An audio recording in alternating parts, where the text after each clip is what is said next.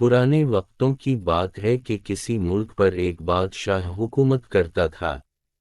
رعایا کی خوش قسمتی کے بادشاہ انصاف پسند تھا، وہ اپنی رعایا کا بہت خیال رکھتا تھا، خواہ مخواہ کی جنگ و جدل سے پرہیز کرتا تھا۔ شہزادے بھی اپنی رعایا پر بڑے مہربان تھے۔ ایک دن ملکہ کا ہار گم ہو گیا جس پر ہیرے جواہرات جڑے ہوئے تھے، وہ ملکہ کی شادی کا یادگار ہار تھا۔ بادشاہ، ملکہ اور دروقہ نے بڑی کوشش کی کہ ہار مل جائے، مگر جسے ملا تھا اس نے واپس نہ کیا۔ بادشاہ تشدد کے خلاف تھا، بس اس نے اعلان کرا دیا کہ جو ملکہ کے ہار کا پتہ بتائے گا اسے بھاری انعام دیا جائے گا، مگر پھر بھی نہ ملا۔ وزیر نے مشورہ دیا کہ بادشاہ سلامت رعایا میں منادی کروا دی جائے کہ کوئی اس ہار کو ڈھونڈنے کی ترکیب بتائے تو اسے 1000 دینار انعام دیا جائے گا۔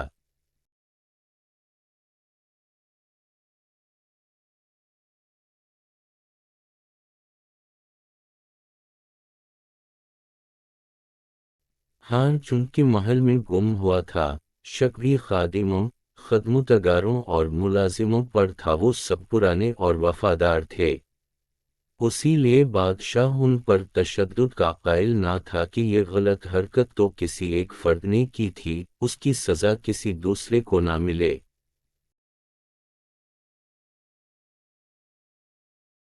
بادشاہ نے ملک میں صنادی کروا دی، کوئی ترکیب بتائے جس سے ہار مل جائے تو اسے بڑا انعام دیا جائے گا۔ بہت سے لوگ تجاویز لے کر آئے، کوششیں بھی کی گئیں مگر ہار نہ ملا۔ ایک دن بادشاہ دربار لگائے بیٹھا تھا کہ ایک لڑکا بما اپنے گدھے کے ساتھ حاضر ہوا اور عرض کی کہ وہ ہار ڈھونڈ کر دے گا۔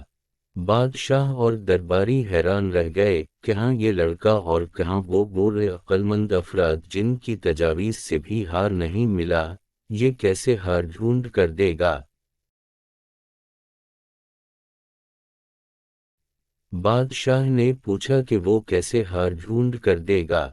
لڑکے نے، جس کا نام ابوذر تھا، کہا کہ میرے اس گدھے کو عام گدھا نہ سمجھیں، یہ بہت حساس گدھا ہے، جون ہی چور اس کی دم کو ہاتھ لگائے گا یہ ڈھنچوں ڈھنچوں کرنے لگے گا۔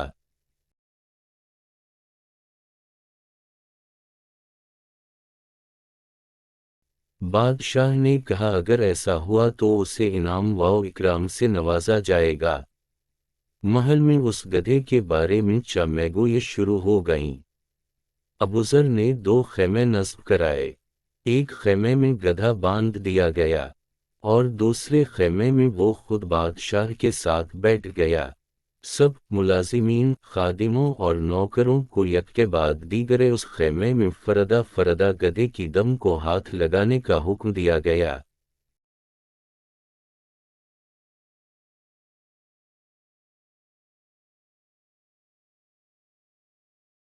ملازم، خادم پہلے خیمے میں جاتے، پھر دوسرے خیمے میں جاتے جہاں ابوذر ان کے ہاتھ پر بوسہ دیتا، اور وہ خیمے سے نکل جاتے۔ ایک ملازم آیا، جون ہی ابوذر نے اس کے ہاتھ پر بوسہ دینا چاہا تو اس نے اس کا ہاتھ پکڑ لیا اور بادشاہ سے کہا، یہ ہے آپ کا چور۔ بادشاہ نے اس کی طرف دیکھا تو وہ بادشاہ کے قدموں میں گر پڑا۔ بادشاہ سلامت، مجھے معاف فرما دیں، ہار میرے پاس ہے، میں لالچ میں آ گیا تھا، مجھے معاف کر دیں، ابھی لا کر دیتا ہوں۔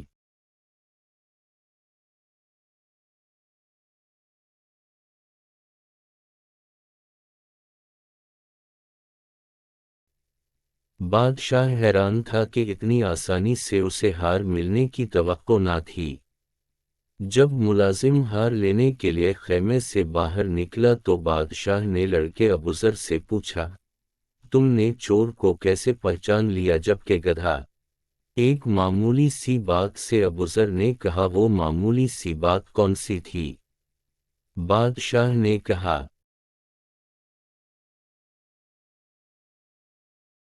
بادشاہ سلامت، گدھے میں کوئی کوالٹی نہیں، گدھا تو گدھا ہے۔